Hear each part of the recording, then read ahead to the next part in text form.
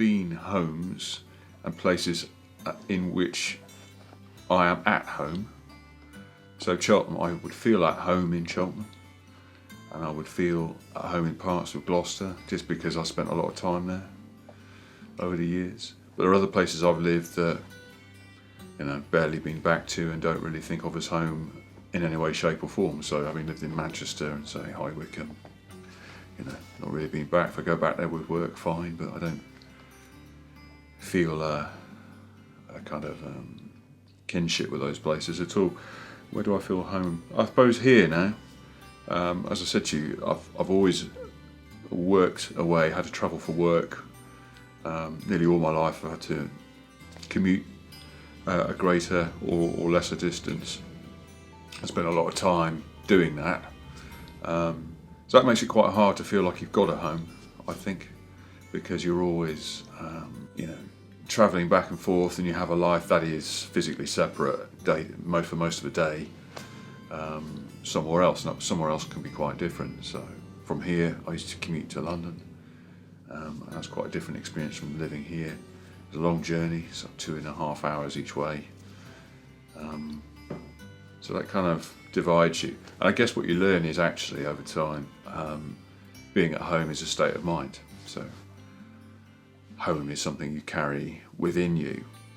And I think if you've been through a marriage breakup too, then perhaps the sense of home gets broken down.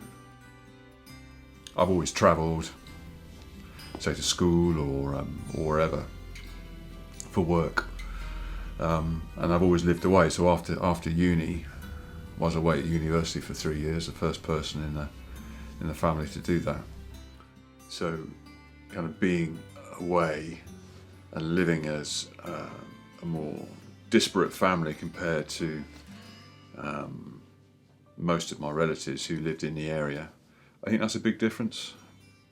And then a parent, so my mum actually moved away from our home area, quite a distance.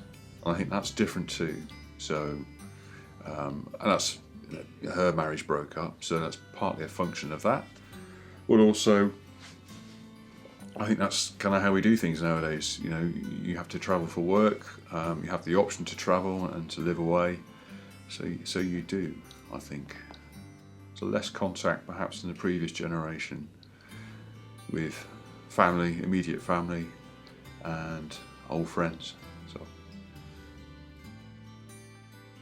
I've never really thought having somewhere to call home was particularly important in that way. So maybe because home for me has always been quite fluid. So as a child we moved house a lot, so I got used to that. So even though we might have stayed at the same school, although I did change junior schools once, moving around, actually quite like that. It doesn't, and actually couldn't wait to leave home. I found it stifling being at home. So I was quite happy actually to what we call home, the house you grow up in, with the people you grew up with, and those experiences and memories. Well, I had those, and those are in me.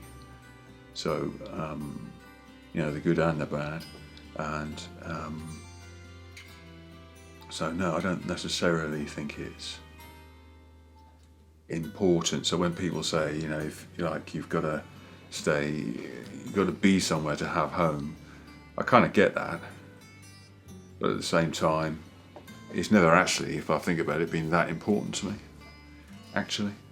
So I think it's more a state of mind.